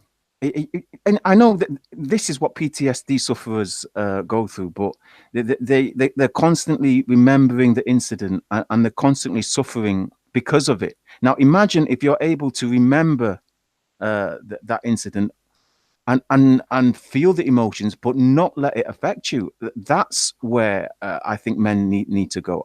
I think you should accept that it's grievance. You should accept that this is a situation, but then what are you going to do about it? You don't see. The problem is society will tell you, no, you've remembered it wrong, or it's not grievance. It's something else. So they, as you say, they gaslight you, and then I say, well, once you're there, you can rebuild yourself. Now, imagine if you were able to choose the man that you were able to be. Imagine if you could construct your own mentality, your own mind. Imagine if you could construct your own body. This is where we're heading. Now, there's only so much of your body you can do. You can work out, you can eat healthily, but for your mind, you can go. I mean, there's very few limits that you can't basically rebuild your mind in those terms. And that's why I always prefer to see because the problem is, if you try to cut out that part of your grief, if you try to forget that memory, There's always that chance. You number one, it will reoccur, and you're suffering from it all over again. Or number two, you forget it in such a way that you're going back into all those old habits that cause you to go through to that event. So I always say, embrace that grief, embrace that memory that brings the PTSD, but don't let that emotion affect you. Don't let it change what you was going to do anyway. That you've set like a nice day for tomorrow. Maybe it's Sunday tomorrow, so you're gonna do the gardening, or you're gonna make an apple pie, or you're gonna go to go to the woods, climb the mountain, something you plan that day. But all of a sudden you remember you haven't seen your kids for 12 years. You don't know whether they're dead or alive. The thing is that I always remember my kids. There's probably not an hour I don't think about my kids. But the thing, and I feel it as well. I miss them very much. It's huge heartache. But I'm still carrying on with my career. I'm still studying. I still talk to you guys. I still speak and speak to my family. I still go shopping. I still work out. I still shower. But that pain is there, and that's why when I'm talking to a girl, when women smile at me or wink at me, there's absolutely no danger whatsoever of any romantic entanglement, because my kids are always, because that suffering, that pain is always there. I don't forget. I don't set it to one part of the mind, which is why I always see it as rebuilding or building upon the man, rather than killing the old man and starting over again, because that might dictate that you can make the same mistakes again. But if those mistakes are fully realized and always present, there's no chance of you falling back into those pitfalls. If that makes sense. I see what you're saying, and I do. I mean, I would contradict myself if I said otherwise, because I made that video. You remember that video about psychological resilience and post-traumatic growth? I do remember, and also another point, you mentioned another guy's video that put up, and he was talking about getting over losing your kids.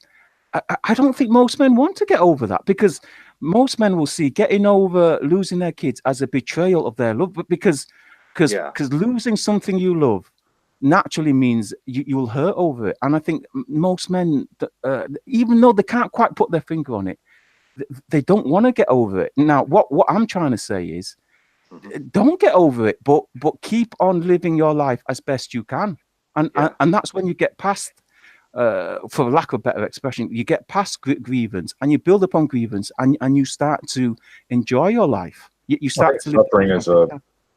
I think suffering and grievance is just nothing more than, it's to let you know you're still alive, that you feel something.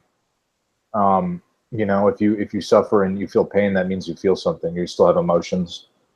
You can work past it, and you can learn how to deal with it, so it's not debilitating. There's some emotional distresses that can be debilitating. I think we've all been there before.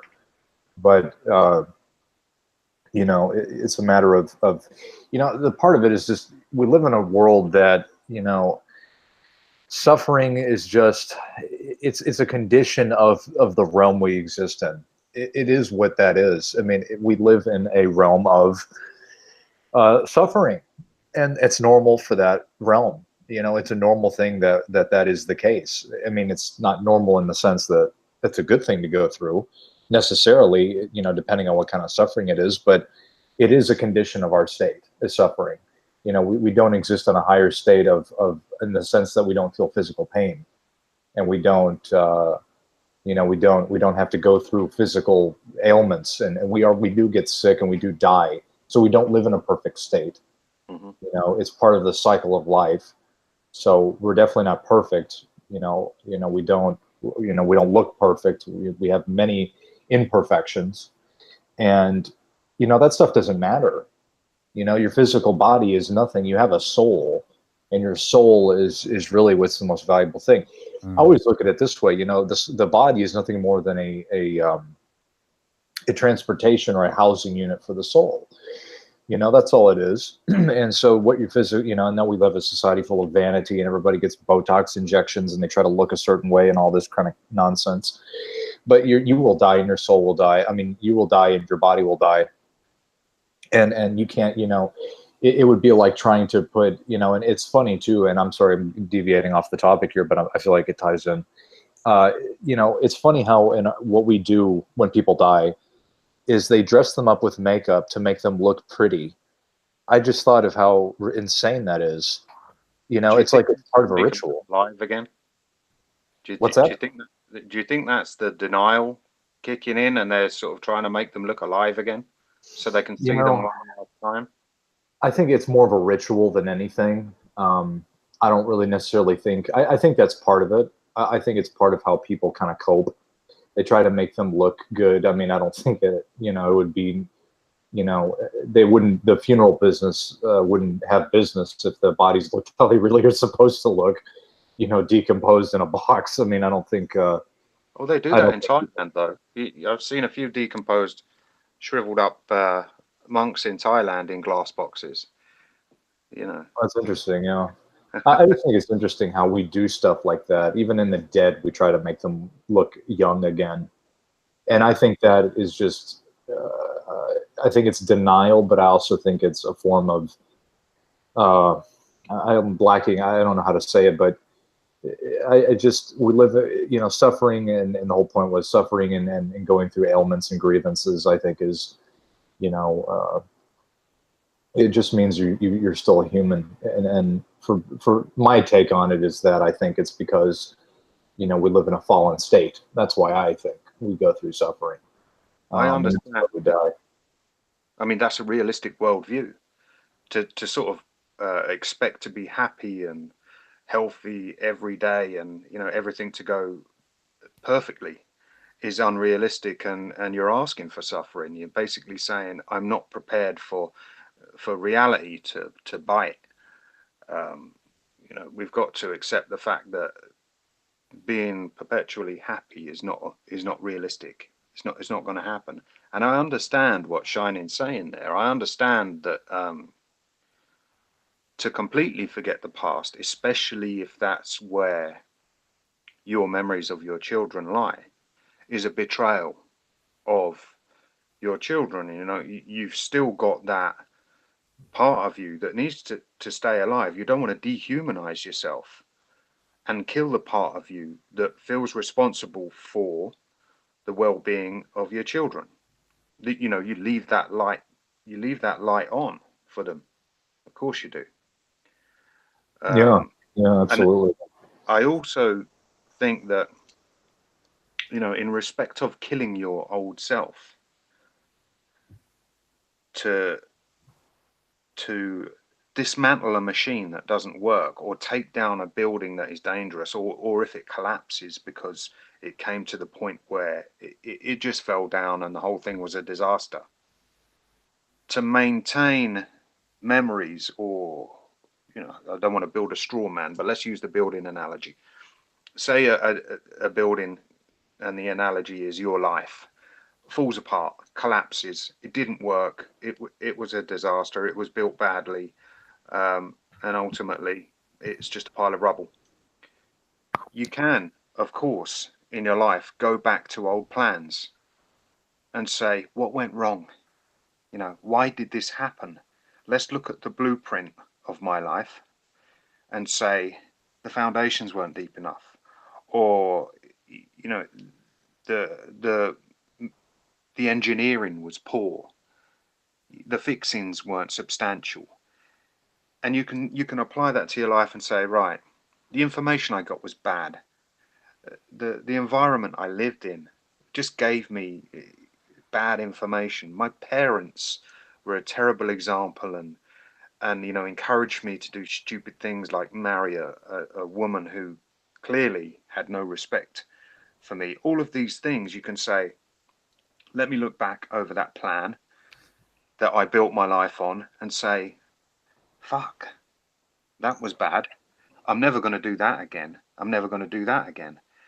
And in terms of killing the old self, you've got to say, those things I did, those behaviors I used to think were correct because people told me to do them, I can't do that anymore. I can't be that person anymore.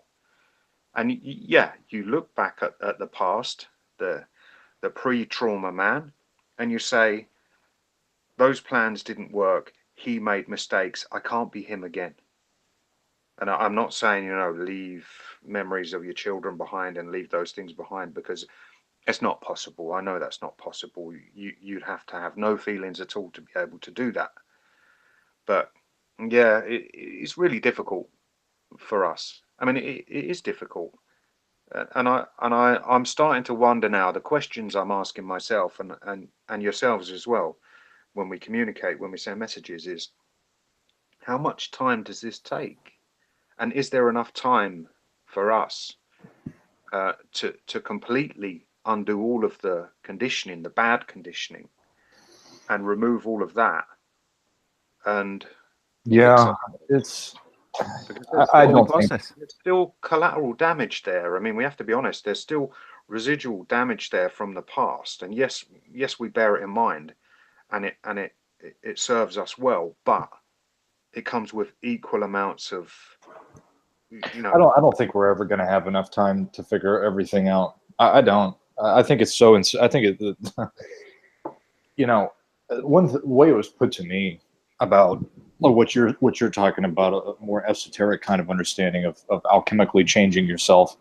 Hmm. It kind of is relating, but it kind of ties into something else that it was put to me. He said, how did he say it? He said to me, we don't know anything. Like, what we know about the way the world works and our souls and all this stuff, what we know is a drop, and what we don't know is an ocean. And we're just learning about how much more we don't know. The way I like to visualize it is it's like a node network. So one node, and then it branches off into 4 more nodes, and then it branches off into 8, 12, 16, 24, 36, 48, whatever. That's what it's like when you start figuring this stuff out. It just keeps going and going because it's fractal. The universe we live in is a fractal universe. So it's a shattered into multiplicity. One aspect of it will go one way and another will go another way. So, you know, like what you're saying is trying to figure out how to break free of this stuff is a mental mind maze. And in the occult, that's what they call it. It's called the Minotaur's Labyrinth. That is a symbolic reference of your mind. And it is the game that you play to learn how to figure out how to get out of or to understand, because our world is so illusionary, and there's so many things, and it's illusionary to the very definition of illusionary, like as in what's real and not real, and a lot of the stuff that you think is real is not real. And so all this stuff ties into trying to figure out how to figure out what's real and what's not real. The world of illusion, that's your as above, so below stuff. That's the world of illusion and the world of the real. And so trying to figure out how to navigate that is extremely difficult. And it just keeps going into multiplicity because it is a mirror. It is a reflection. The reflection is the illusion, and the real is of course, the real.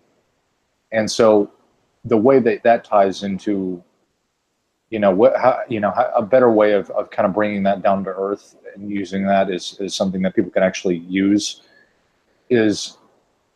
it is basically trying to figure out how to decipher from the physical what's real and the non-physical what's real of your soul, religions, the world that you live in, the things that you should be doing, and more importantly, the kind of mind state that you attract. It's very complex stuff. Like, I really don't understand it very well, but I understand the basic premise of it. And the basic premise of what you're saying about the soul is basically trying to, through understanding of the mind, you are able to navigate the physical world on a level that is undescribable. And that's the Minotaur's maze. That's basically learning how to navigate an illusionary world in your head. Because if it is illusionary, like they say it is, then it's all going on inside your head. That's why people, they did all those mind control experiments on people because they were trying to figure out how to do that stuff. And they were able to, I mean, it's pretty deep stuff. I won't get into it all, but they were trying to figure out how to it's called Altered States. And there's a movie that was made about it. It's about learning how to tap into that other side of yourself, which can be represented in the right and left hemispheres of the brain. That could be also equated to the real being the left and the fake being the right side of the brain. And when you split the two, you have a bridge, or you destroy that bridge. And so these are all very esoteric, very very hard to understand topics. But the point is that I'm trying to make, and I know I'm rambling here, is it's all in your head, man. It's all in your head, and the key is to figure out how what is real and what is not real, and then trying to figure out how to get out of there. It's tough, and so yeah, what we're up against of trying to break ourselves out of this thing, whatever it is, this machine that we live in, whatever you want to call it, the physical world, whatever. It is very difficult, and I don't know. I mean, I study this stuff every single day. I don't have a break from it because I'm so obsessed with it. And the stuff that I just keep finding is like a node network. It just keeps getting more and more difficult to try to understand. On that deep and extremely philosophical note, I hate to be a killjoy, but I'm going to jump out now, guys. I don't know if you guys want to continue. I can just leave it running, or if there's some final words or some last-minute comments you want to address in the chat section. What do you guys want to do? Well, you can end it. I mean, I think I've said everything I needed to say. Any last words then from you? Well, for me, I think it was really great that we were able to, have this hangout, and it's always fun. And I think it was well needed, and I think people appreciated it.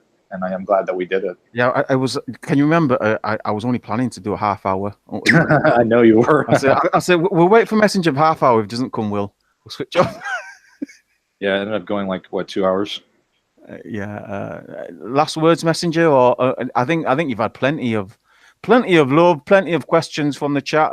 Everyone's wondering where you've gone at. So any last words from you, Messi?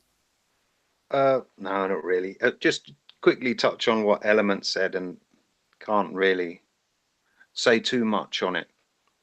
But I find it really interesting to go inside the mind. It's. Oh yeah, I know what you mean. I think a lot of people don't want to go there, and if they had the choice to go into that labyrinth or not, they would say, "Nah, fuck that. I'm not doing that." But I find that interesting, and there are things we can't talk about here live, but it doesn't end there. The story doesn't end there. Some of us are really looking at ways of fixing this broken thing inside our heads, or if you want to see it as a brain mind, the mind being the consequences of us having a brain. Mind. Yeah, I mean, whatever you think the mind is, the soul is, if you really want to go down that rabbit hole and look for ways to fix the soul, there are obviously ways that every different approaches people use. I know Shining uses his religion, and you use your research element, but there are so many ways. It's not a dead end. It's not like an impossible task. And no, not at all. Some of us are researching ways into completely fixing this thing, and if we succeed, we succeed. We did it. We can say we did it, and that's the ultimate aim. That's my goal. So yeah, the story doesn't end here, definitely. Okay, well, on that, okay, I'm going to stop the broadcast now. But if anyone listening, if there's further viewing or further listening, you could recommend. Is there any? I mean, I recommend listening to a guy called Chris Hedges. I've just found this guy. I've been listening to him non-stop for about a week. I think about 80 to 90% of his stuff. A lot of it you would have heard us talk about before, but he's one of the mainstream guys, and he's picking up on a lot of, just like, there's a guy called Tucker Carlson. You guys know Tucker Carlson? He's saying a lot of stuff we used to talk about. It's amazing. Anyway, so if you guys want any further listening, check out Chris Hedges. Any recommendations from Messenger Element? As far as people to listen to, oh gosh, I mean, it's really hard to say. I mean, the kind of stuff I'm into, I don't know if people are ready for. I would, if you want to get really serious about some pretty deep stuff, you know, go start looking at, go start doing research into mind control.